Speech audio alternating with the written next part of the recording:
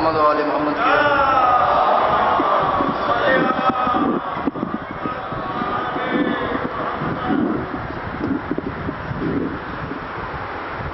نعرہ تکبیر،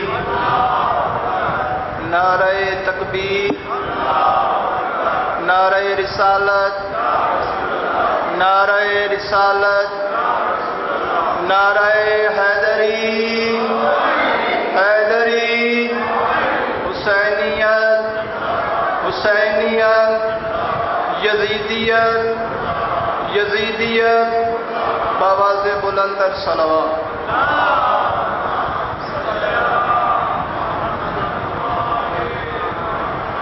اعوذ باللہ من الشیطان الرجیم، بسم اللہ الرحمن الرحیم، الحمد للہ الذی لا یبلغہ مدحتہ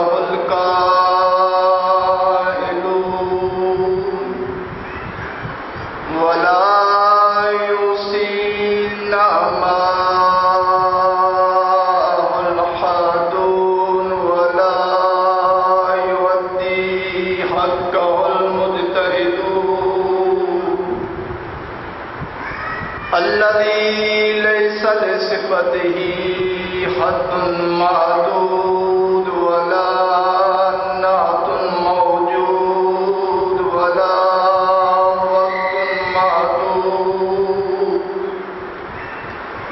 ولا أجل ممدود، فطر الخلائق بقدرته ونشر الرياح برحمته، الصلاة والسلام على أشرف الأنبياء والمرسلين، أما بعد، قال رسول الله صلى الله عليه وآله وسلم: إن الحسين مصباح الهدى والسفينة النجاة، صلوات۔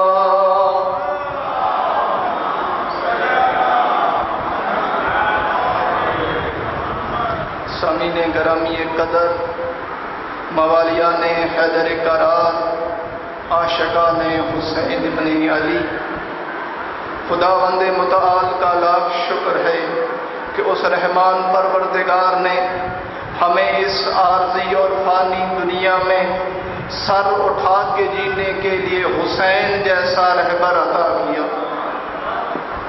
اللہ رب العزت کی اس نعمت کا جتنا شکر ادا کیا جائے وہ کم ہے۔ پروردگار عالم کی حمد و ثنا کے بعد ذات مقدسہ محمد و آل محمد پہ لاکھوں کروڑوں درود و سلام کے بعد میں نے آپ کے سامنے رسول اللہ کا ایک فرمان پڑھنے کا شرف حاصل کیا ہے۔ اس میں رسول خدا نے فرمایا: بے شک حسین ہدایت کا چراغ اور نجات کی کشتی ہے، کہ حسین ہدایت کا چراغ اور نجات کی کشتی ہے۔ کیا بتانا چاہ رہے ہیں رسول خدا؟ کہ اگر حسین کو ماننا ہے تو کوئی مذہب کی قید نہیں، حسین ہدایت کا چراغ ہے، اور چراغ روشنی بانٹنے میں مذہب کو نہیں دیکھتا۔ چراغ کا کام ہے روشنی دینا۔ اب اگر کوئی کافر آئے اسے بھی روشنی دے گا، کوئی مسلمان آ جائے اسے بھی روشنی دے گا، کوئی شیعہ آئے اسے بھی دے گا، کوئی سنی آ جائے اسے بھی روشنی دے گا، کیونکہ حسین مذہب کی قید سے بالا تر ہے۔ حسین کو ماننے کے لیے شیعہ ہونا ضروری نہیں، حسین کو ماننے کے لیے باضمیر ہونا ضروری ہے۔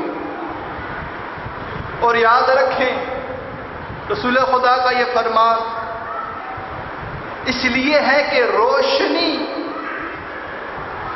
وہی دے سکتا ہے جو ہدایت کا چراغ ہو یا جسے رسول نے بنایا ہو۔ اور اللہ کی اس پوری کائنات میں کوئی چیز ایسی نہیں جو روشنی کو پسند نہ کرتی ہو، سوائے دو چیزوں کے، ایک ہے چمگادڑ اور دوسرا ہے چور۔ یہ دونوں روشنی کو پسند نہیں کرتے، اور حسن اتفاق دیکھیں ان دونوں میں نقطے بھی تین تین ہیں۔ بس یہی میں کہنا چاہتا ہوں، حسین ابن علی کو ماننے کی کوئی شرط نہیں، ہاں مگر یہ شرط ضرور ہے کہ وہ خاندانی چور نہ ہو، کہ وہ خاندانی چور نہ ہو۔ اور حسین ابن علی نجات کنندہ بھی ہے۔ 3 شعبان کو مولا حسین کی ولادت، 10 محرم کو مولا حسین کی شہادت۔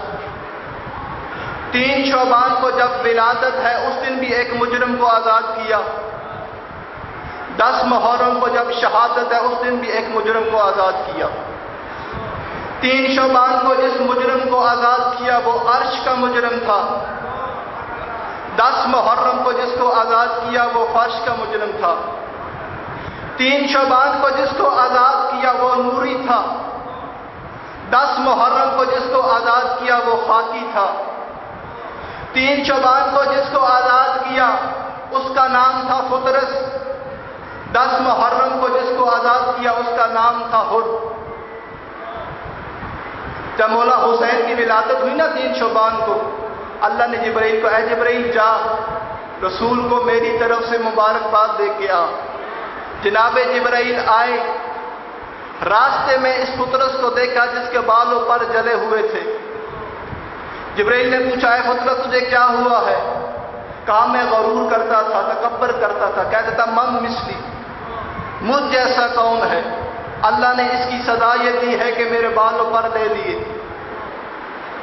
پھر فطرس نے پوچھا، اے جبرائیل تو بتا تو کہاں جا رہا ہے؟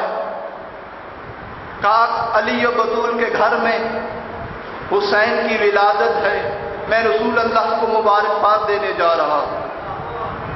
فطرس نے کہا، اے جبرائیل مجھے بھی ساتھ لے چلو، ہو سکتا ہے اسی گھر سے مجھے بھی شفاعت مل جائے۔ جناب جبرائیل فطرس کو لے کے چلے، جب رسول اللہ کی بارگاہ میں پہنچے، سلام و دعا کے بعد رسول خدا نے پوچھا، اے جبرائیل یہ کون ہے؟ کہا یا رسول اللہ یہ فطرس ہے۔ کہا جاؤ اسے حسین کے جھولے کے ساتھ مس کرو، حسین کے ساتھ نہیں، حسین کے جھولے کے ساتھ۔ جیسے ہی جناب جبرائیل لے کے چلے، جھولے کے ساتھ مس کیا، فطرس کو پر مل گئی۔ یہ پرواز بھی کرتا تھا اور یہ بھی کہتا تھا من مثلی، مجھ جیسا کون ہے؟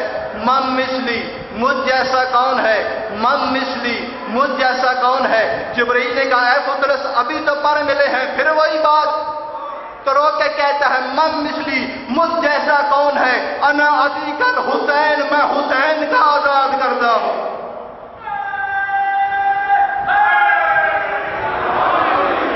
میں حسین کا آزاد کردہ ہوں۔ اور 10 محرم جب جناب حر آئے نا، پیشمان ہو کے مولا حسین کے پاس، کہا یا ابن رسول اللہ کیا میری بھی بخشش ہو سکتی ہے؟ تو نواسے رسول نے کہا ہاں حر ہو سکتی ہے، تو جا تو آزاد ہے، انت حر فی الدنیا والآخرہ، اے حر تو دنیا میں بھی آزاد، تو آخرت میں بھی آزاد۔ اس گھرانے کی عزت بھی بڑی تھی تو مصیبت بھی بڑی تھی۔ امام جعفر صادق علیہ السلام ارشاد فرماتے ہیں،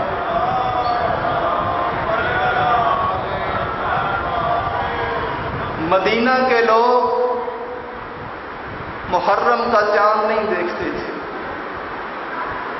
جب ہمارے گھر سے رونے کی آوازیں آتی تھی نا، سمجھ جاتے تھے کہ محرم کا چاند نظر آ گیا۔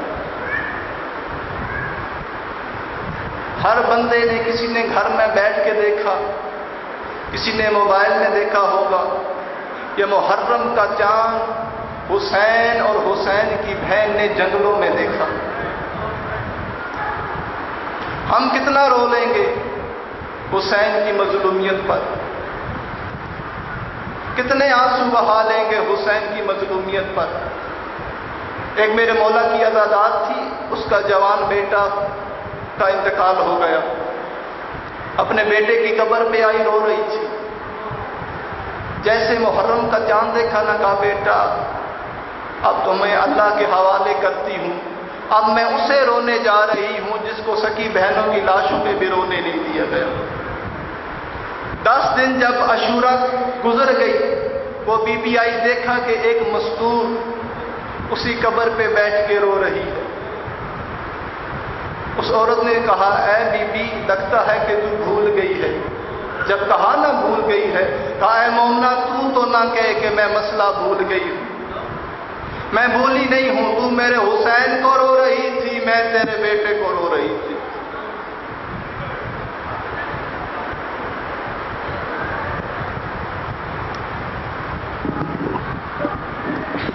سادات المومنین، کل کی مجالس کا شیڈیول اس طرح ہوگا، 4:30 بجے انشاءاللہ قبلہ مولانا محمد علی ساجد صاحب حدیث کے ساتھ سے تلاوت کلام پاک سے اس پروگرام کا آغاز کریں گے، اور ان کے بعد 15 منٹ تک انشاءاللہ مولانا احمد رضا علوی صاحب خطاب فرمائیں گے۔ ٹھیک 5 بجے، پورے 5 بجے انشاءاللہ حجت اسلام قبلہ مولانا علی افضل علی صاحب زینت المنبر ہوں گے۔ میں اب ملتمس ہوں، کافی ان کا ٹائم پہلے بھی ضائع ہو چکا ہے۔ کل آپ لوگوں سے، آپ مومنین سے درخواست ہوگی کہ کوشش کریں کہ 4:30 بجے تک تشریف لے آئیں، قبلہ کا استقبال کیجیے۔ نعرہ تکبیر، نعرہ رسالت، نعرہ حیدری، کل ایمان جذبہ، نعرہ حیدری۔ گر علی کی ولایت کا تجھے اعتراف نہیں، قبلہ کے آنے تک 2-4 منٹ۔ گر علی کی ولایت کا تجھے اعتراف نہیں، تو خطائیں تیری حضور خدا معاف نہیں۔ گر علی کی ولایت کا تجھے اعتراف نہیں، تو خطائیں تیری حضور خدا معاف نہیں۔ تن پہ جامہ احرام اور دل میں بغض علی، تن پہ جامہ احرام اور دل میں بغض علی، تیرے نصیب کا چکر ہے کوئی طواف نہیں۔ میں ملتمس ہوں میرے نہایت واجب الاحترام حجت الاسلام جناب قبلہ مولانا علی افضل زیدی صاحب سے کہ وہ آئیں اور اپنے مخصوص انداز میں ان ایام کے مناسبت سے فضائل و مصائب محمد وآل محمد بیان فرمائیں۔ بآواز بلند صلوات اللہ